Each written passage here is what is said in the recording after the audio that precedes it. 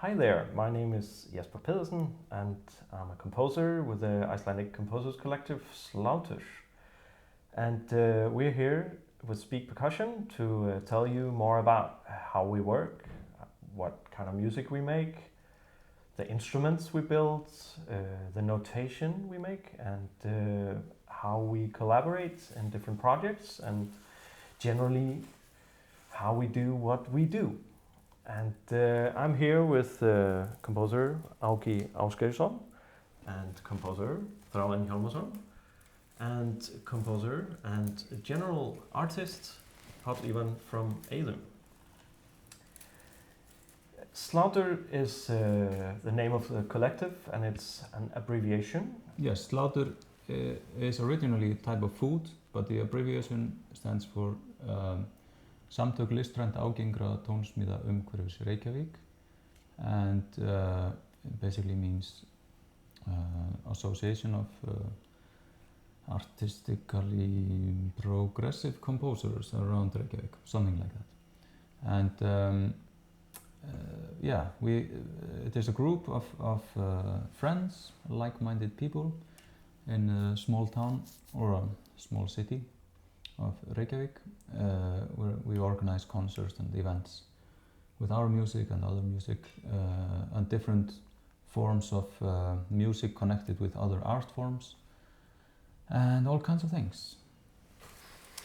Yeah, the collective, it kind of works as a platform for ideas. This is, like as you said, like-minded persons that kind of gather together, and in this small town you kind of have to stick together to make something happen, and a large part of the activity is producing concerts, sharing ideas or thoughts, and yeah, and it kind of grows from there, and some ideas are just float around in this bubble, and it's an important sort of a platform for being a composer in Reykjavík.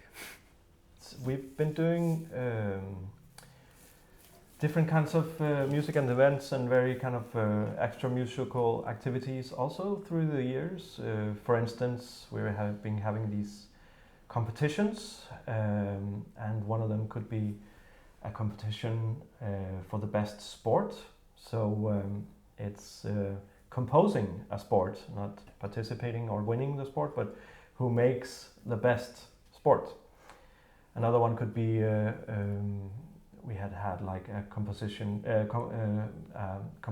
for marching band tunes and other kinds of kind of extra musical activities. And one of our friends here, Páll, is also going further into this extra musical field in what he does. But he's a painter, he's a performance artist, and is working towards being a kind of this kind of utopian artist, this kind of uber art in a way.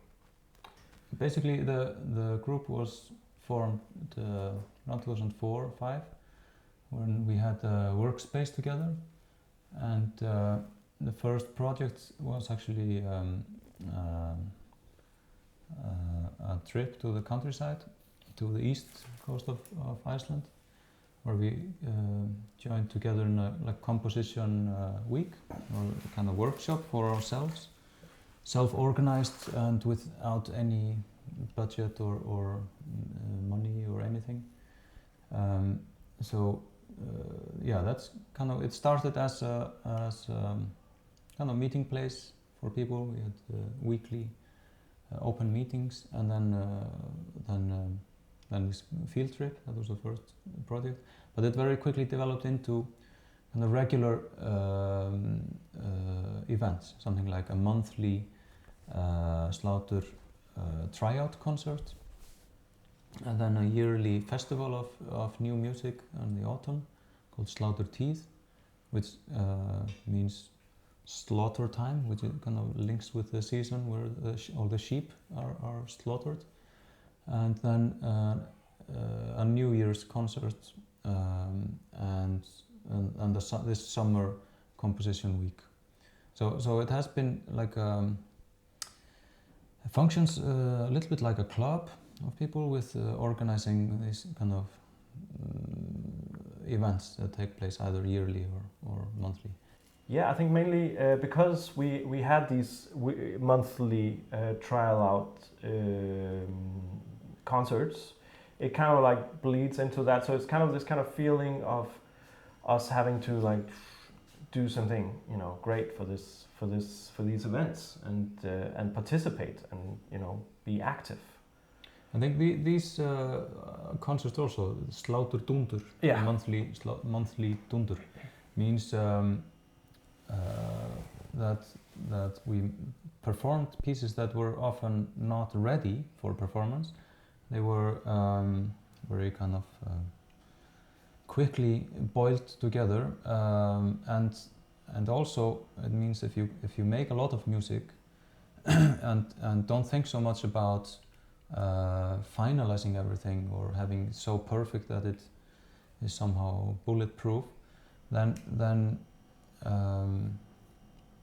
it accelerates your development and the speed of ideas, and that you see what the others are doing, and you also learn, I think, mostly from your collaborators and people that are similar age and in the same environment somehow, and doing something quick and without worrying about how it will be received.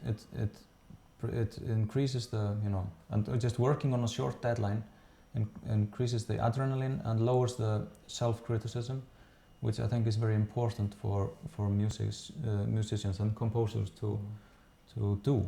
So those ideas that have been luring around within the collective are not only making the music from scratch, but then as well building the instruments around it. And you know, you can categorize instruments, the notation as an instrument or the musical instruments, and these topics have been a bit in focus,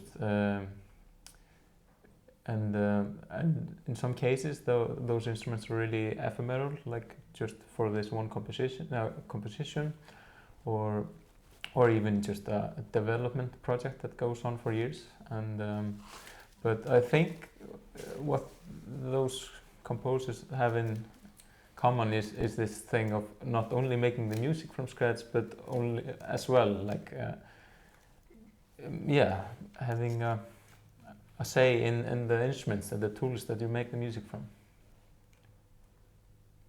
Yeah, it's trying to somehow create a new form of music, and by that also inventing a new alphabet and a new way of notating music, a new way of producing sounds, and thinking about or rethinking the ideas about those kind of very kind of set things in traditional music, and also the idea that an instrument can be something that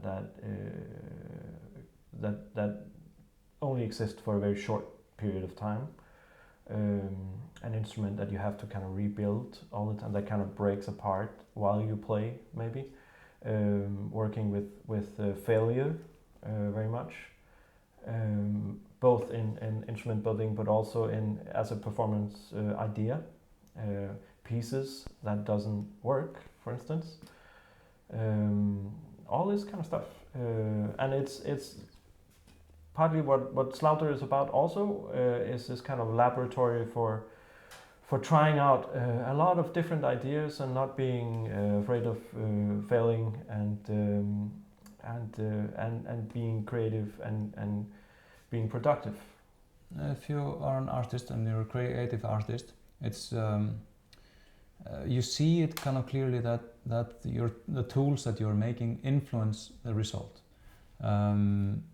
And I think if you of course it's very easy to accept the infrastructure of the music business, which often is something like you can think about infrastructure of publication, like the notation, if it fits on a book, then it's easy they can go to a book publisher or note editor or publisher, or with CDs or the internet. There's a lot of things that are already there to distribute your music, and also a concert has its own infrastructure.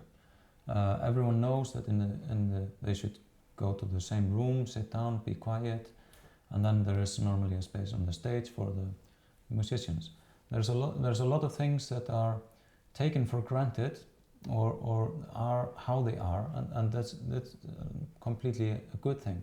But there's a culture around how people approach music, either from the audience side or the creator's side. And for us, we felt the need to look at these things and to think about what we can do to change things, and where is the composition, where does it take place? We also thought of, is it at the composer's desk, and then when the composer is done, then he hands or ships the music somehow away from himself to a conductor or to a performer, and maybe it happened naturally because we were also performing our own works, that we started to question the different roles of performers and composers. But I think it just somehow became very clear that all of these things can be a creative platform. You can be creative when it comes to the theater of a music performance, or when it comes to publishing your music somehow, or giving it to others. So that's why we also started looking very much into the language of music and the notation, because that and using the computer to help us there makes a huge difference, because the piece sometimes gets a life of its own. It can interact with the performance, and then the composer is not necessarily the one who creates the notes or makes a series of note events. A composer is someone who creates a scenario or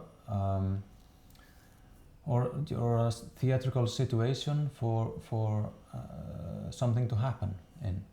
And this, I think, is very important for development of music, just to see everything as an opportunity to be creative.